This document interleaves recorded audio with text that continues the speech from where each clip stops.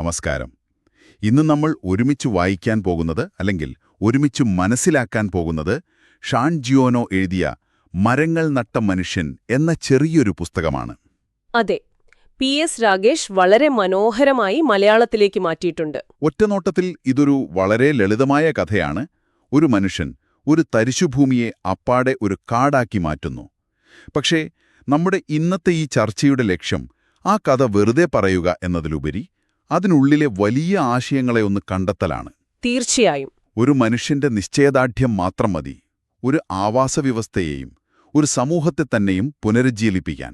അതെങ്ങനെയാണെന്ന് നമുക്കൊന്ന് ആഴത്തിൽ പരിശോധിക്കാം. തീർച്ചയായും. കാരണം ഈ പുസ്തകം ഒരു കഥ എന്നതിനേക്കാൾ എനിക്ക് തോന്നുന്നത് അതൊരു ധ്യാനമാണെന്നാണ്. ഒരു ശൂന്യതയിൽ നിന്ന് എങ്ങനെ പ്രത്യാശയുണ്ടാക്കാം എന്നതിന്റെ ഒരു വഴികാട്ടി. ശരിയാണ്. നമ്മൾ ഇന്ന് ചർച്ച ചെയ്യാൻ പോകുന്നത് എൽസെഡ് ബൂഫിയർ എന്ന ആ മനുഷ്യന്റെ പ്രവൃത്തിയെക്കുറിച്ചാണ്. പക്ഷേ അത് മാത്രമല്ല, അതിന് പിന്നിലെ ഒരു മനഃശാസ്ത്രം, പിന്നെ അതിന്റെ പാരിസ്ഥിതികമായ പ്രത്യാഘാതങ്ങൾ. അതെ, അവസാനം അത് സമൂഹത്തിലുണ്ടാക്കിയ മാറ്റങ്ങളും. അതെ, ആ അലയോലികൾ. അപ്പോ നമുക്ക് ആ ലോകത്തേക്ക് കടക്കാം. കഥ തുടങ്ങുന്നത് തന്നെ ഒരുതരം ശ്വാസം മുട്ടിക്കുന്ന ഒരു വിവരണത്തോടെയാണ്. ഫ്രാൻസിലെ പ്രൊവൻസ് മേഖല, ആൽപ്സ് പർവ്വതനിരകൾ. ഭയങ്കര വരണ്ട ഒരിടം. അതെ, കാറ്റും വരൾച്ചയും മാത്രം. മരങ്ങളില്ല, വെള്ളമില്ല, ഉപേക്ഷിക്കപ്പെട്ട ഗ്രാമങ്ങൾ, പൊളിഞ്ഞു വീഴാറായ വീടുകൾ. കഥാനായകൻ തന്നെ പറയുന്നുണ്ട് അവിടെ ജീവിക്കുക എന്നത് ഏതാണ്ട് അസാധ്യമാണെന്ന്. ഈ ഒരു പശ്ചാത്തലം, ഇതൊരു വെറും സ്ഥലവിവരണം മാത്രമല്ല, അല്ലേ? അല്ല. എനിക്ക് തോന്നുന്നത് ആ പശ്ചാത്തലം ഈ കഥയിലെ ഒരു പ്രധാന കഥാപാത്രം തന്നെയാണെന്നാണ്. മനുഷ്യന്റെ ഒരു വിവേകമില്ലാത്ത പ്രവൃത്തി ഒരു നാടിനെ എങ്ങനെ നശിപ്പിക്കുമെന്നതിന്റെ ജീവിക്കുന്ന ഉദാഹരണമാണ് ആ സ്ഥലം. ശരിയാണ്. ജീവിതവുമെല്ലാം ഉണ്ടായിരുന്നു.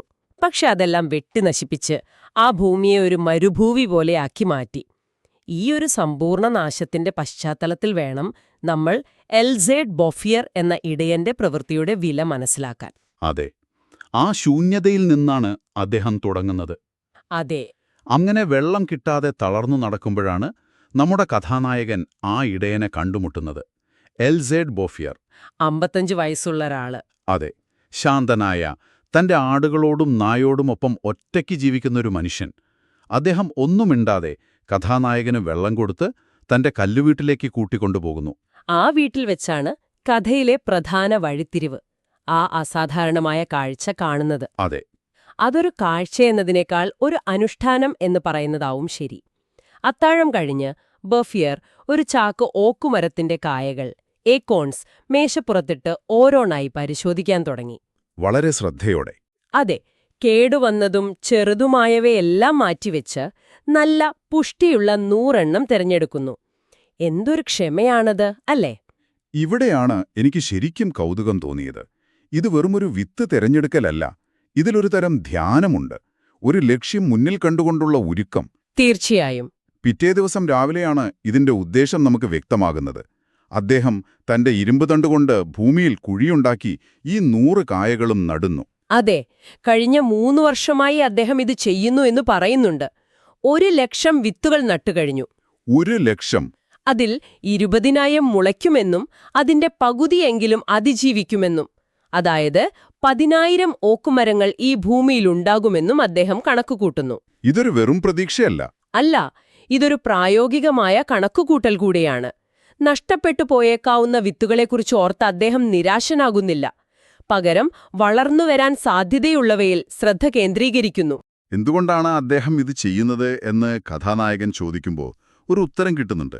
വളരെ ലളിതമായ, പക്ഷേ ആഴത്തിലുള്ള ഒന്ന്. അദ്ദേഹത്തിന് തന്റെ ഭാര്യയും ഏകമകനും നഷ്ടപ്പെട്ടിരുന്നു. അതെ, ആ വലിയ ദുഃഖത്തിൽ നിന്ന് കരകയറാനാണ് അദ്ദേഹം ഈ വിജനതയിലേക്ക് വന്നതും ഈ പ്രവൃത്തി തുടങ്ങിയതും. തന്റെ വ്യക്തിപരമായ ഒരു നഷ്ടത്തെ ലോകത്തിന് പ്രയോജനമുള്ള ഒന്നാക്കി മാറ്റാനുള്ള ശ്രമം. അതാണ് ഈ കഥയുടെ ആത്മാവ്. ദുഃഖത്തെ ഒരു സർഗാത്മകമായ ഊർജമാക്കി മാറ്റുന്ന പ്രക്രിയ.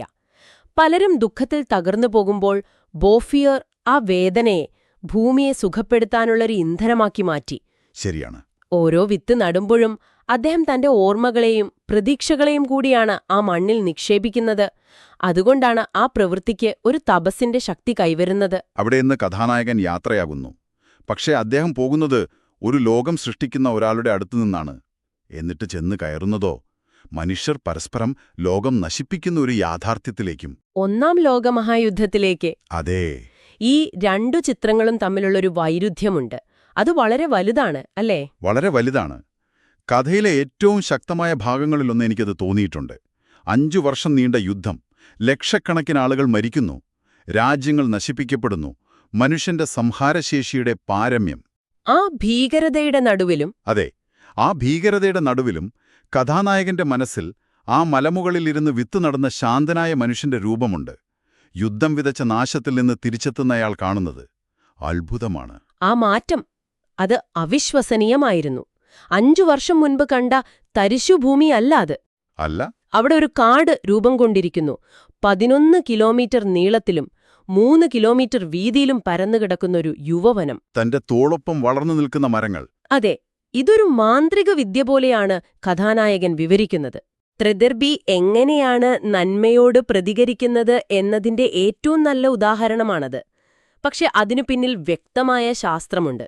അതെ അതെ. മരങ്ങൾ വന്നതോടെ ആ ഭൂമിയുടെ ഘടന തന്നെ മാറി. വറ്റിവരണ്ടുപോയ അരുവികളിൽ വീണ്ടും വെള്ളം ഒഴുകി തുടങ്ങിയെന്ന് പറയുന്നുണ്ട്. അതെ, അത് ശരിക്കും ഒരു അത്ഭുതം പോലെയാണ് എനിക്ക് തോന്നിയത്. എങ്ങനെയാണ് മരങ്ങൾ വറ്റിവരണ്ട അരുവികളെ പുനരുജ്ജീവിപ്പിച്ചത്? ഇതൊരു പ്രകൃതിയുടെ സ്വാഭാവിക പ്രക്രിയയാണ്. പക്ഷേ അതിനു പിന്നിലെ ശാസ്ത്രം രസകരമാണ്. മരങ്ങളുടെ വേരുകൾ മണ്ണിനെ ഒരു സ്പോഞ്ച് പോലെയാക്കി മാറ്റുന്നു. ഓ. അത് മണ്ണിനെ ഇളക്കി വെള്ളം താഴേക്ക് ഊർന്നിറങ്ങാൻ സഹായിക്കുന്നു. മഴ പെയ്യുമ്പോൾ വെള്ളം ഒലിച്ചു പോകാതെ മണ്ണിൽ സംഭരിക്കപ്പെടുന്നു. ഈർപ്പം നിലനിൽക്കുന്നതോടെ ഭൂഗർഭജലനിരപ്പ് ഉയരും. അപ്പോൾ അതാണ് ഉറവുകളായി വരുന്നത്. അതെ, അതാണ് പതിയെ പതിയെ ഉറവുകളായി, അരുവികളായി പുറത്തേക്കൊഴുകുന്നത്. സാങ്കേതികമായി പറഞ്ഞാൽ ഇതിനെ വാട്ടർഷെഡ് റെസ്റ്റോറേഷൻ എന്ന് വിളിക്കാം. ബൊഫിയർ ആ വാക്കൊന്നും അറിയാതെ ചെയ്തത് അതാണ്. ഒരു മുഴുവൻ നീർത്തട സംരക്ഷണ പദ്ധതി. ആ മനുഷ്യന്റെ ജീവിതത്തിലും മാറ്റങ്ങൾ വന്നു. മരങ്ങൾ വളർന്നപ്പോൾ ആടുകൾ അവയുടെ ഇളം തണ്ടുകൾ തിന്നു നശിപ്പിക്കാൻ തുടങ്ങി. അതൊരു പ്രശ്നമായി. അപ്പോൾ അദ്ദേഹം തന്റെ ആടുകളെയെല്ലാം വിറ്റ് പകരം തേനീച്ചകളെ വളർത്താൻ തുടങ്ങി. ഇത് കേവലം മരങ്ങളെ സംരക്ഷിക്കാൻ മാത്രമായിരുന്നോ? അതോ അതിലും വലിയൊരു കാഴ്ചപ്പാട് അദ്ദേഹത്തിനുണ്ടായിരുന്നോ? അതാണ് ആ മനുഷ്യന്റെ ഒരു പ്രതിഭ. ആടുകൾ മേയുന്നത് തടയുക എന്നത് ആദ്യത്തെ ചിന്തയാവാം. പക്ഷെ തേനീച്ചകളിലേക്ക് മാറിയത് ഒരു പടി കൂടി കടന്നുള്ള ചിന്തയാണ്. എങ്ങനെ?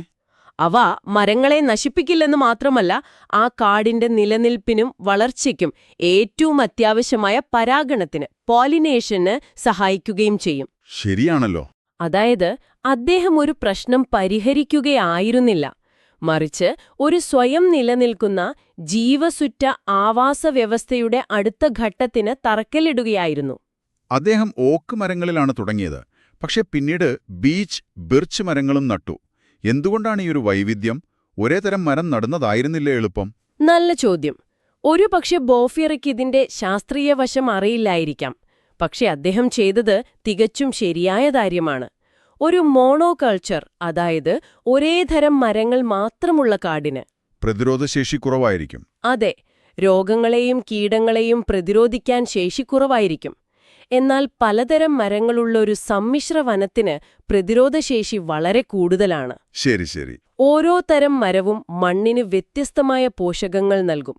പക്ഷികൾക്കും മറ്റു ജീവികൾക്കും വൈവിധ്യമാർന്ന ഒരു ആവാസ വ്യവസ്ഥ നൽകും. അദ്ദേഹം അറിയാതെ തന്നെ ഒരു ജൈവ വൈവിധ്യത്തിന്റെ കേന്ദ്രം സൃഷ്ടിക്കുകയായിരുന്നു. ഈ അത്ഭുതവനം പതിയെ പുറംലോകത്തിന്റെ ശ്രദ്ധയിൽപ്പെട്ടു. 1933 ഒരു ഫോറസ്റ്റ് ഗാർഡ് ഈ പ്രദേശം കാണുകയും ഇതൊരു സ്വാഭാവിക വനമാണെന്ന് തെറ്റിദ്ധരിക്കുകയും ചെയ്തു. അതെ, എന്നിട്ട് സർക്കാർ സംരക്ഷണത്തിലാക്കുകയും ചെയ്തു. ഒരാളാണിത് നട്ടുണ്ടാക്കിയതെന്ന് ആരും അറിഞ്ഞില്ല. ഇവിടെയാണ് എൽസേഡ് ബോഫിയറിന്റെ മഹത്വം നമ്മൾ ശരിക്കും തിരിച്ചറിയുന്നത്. പതിറ്റാണ്ടുകൾ നീണ്ട തന്റെ അധ്വാനത്തിന്റെ ഫലമായിരുന്നു ആ കാട്. എന്നിട്ടും അദ്ദേഹം ഒന്നിനും അവകാശവാദം ഉന്നയിച്ചില്ല. ആരോടും ഒന്നും പറഞ്ഞില്ല. തന്റെ പ്രവൃത്തി പ്രകൃതിയുടെ തന്നെ ഒരു ഭാഗമായി മാറുന്നത് അദ്ദേഹം നിശബ്ദമായി നോക്കി നിന്നു. പേരിനോ പ്രശസ്തിക്കോ അംഗീകാരത്തിനോ വേണ്ടിയായിരുന്നില്ല അദ്ദേഹം അത് ചെയ്തത്. ആ പ്രവൃത്തി തന്നെയായിരുന്നു അദ്ദേഹത്തിന്റെ പ്രതിഫലം. ഈ കാട് വന്നതോടെ ആ നാടിന്റെ തലവിധി തന്നെ മാറിമറിയുകയാണ്. ഉപേക്ഷിച്ചുപോയ ഗ്രാമങ്ങളിലേക്ക് ആളുകൾ തിരിച്ചുവരുന്നു. അതെ, ജീവിതം തിരിച്ചുവരുന്നു. പൊളിഞ്ഞ വീടുകൾ പുനർനിർമ്മിക്കപ്പെടുന്നു. കൃഷിയിടങ്ങളും പൂന്തോട്ടങ്ങളും ഉണ്ടാകുന്നു. ഒരു കാലത്ത് മരണത്തിന്റെയും നിരാശയുടെയും പ്രതീകമായിരുന്ന ആ താഴ്വരയിൽ വീണ്ടും ജീവിതത്തിന്റെയും സന്തോഷത്തിന്റെയും ശബ്ദങ്ങൾ മുഴങ്ങുന്നു. അതൊരു സാമ്പത്തിക ശാസ്ത്രം കൂടിയാണ്. ആ കാട് ഒരു പുതിയ എക്കണോമി ഓഫ് ഹോപ്പ്, പ്രത്യാശയുടെ ഒരു സമ്പദ്വ്യവസ്ഥ സൃഷ്ടിച്ചു. ശരിയാണ്. ശുദ്ധമായ വെള്ളം, ശുദ്ധവായു, കൃഷി ചെയ്യാനുള്ള മണ്ണ്, തേൻ, വിറക്, ഇങ്ങനെ ആ വനം അവിടുത്തെ ജനങ്ങൾക്ക് ജീവിക്കാനുള്ള എല്ലാ സാഹചര്യങ്ങളും ഒരുക്കിക്കൊടുത്തു. പുസ്തകത്തിൽ പറയുന്നുണ്ട്, 10,000-ത്തിലധികം ആളുകൾക്ക് ആ കാടുകൊണ്ട് പുതിയൊരു ജീവിതവും സന്തോഷവും ലഭിച്ചെന്ന്. ഒരാളുടെ നിസ്വാർത്ഥമായ പ്രവൃത്തി. അതിന്റെ സാമൂഹികമായ സ്വാധീനം എത്ര വലുതാണെന്ന് നോക്കൂ. കഥാനായകൻ അവസാനമായി ബോഫിയറെ കാണുന്നത് 1945-ലാണ്. രണ്ടാം ലോകമഹായുദ്ധം കഴിഞ്ഞുടനെ. അന്ന് ബോഫിയറിന് 87 വയസ്സായിരുന്നു. അദ്ദേഹം താൻ നട്ടുണ്ടാക്കിയ ആ കാടിനുള്ളിലെ ഒരു വീട്ടിൽ പൂർണ്ണ സംതൃപ്തിയോടെ ജീവിക്കുകയായിരുന്നു. അതെ. 1947-ലെ ബാനോണിലെ ഒരു ആശുപത്രിയിൽ വെച്ച് അദ്ദേഹം സമാധാനപരമായി മരിച്ചു. ആ മരണം ഒരവസാനമായിരുന്നില്ല. കാരണം അദ്ദേഹം സൃഷ്ടിച്ചത് മരിക്കാത്ത ഒന്നായിരുന്നു. ഒരു കാട്, ഒരു ആശയം. എന്തൊരു ശക്തമായ വാക്കാണത്!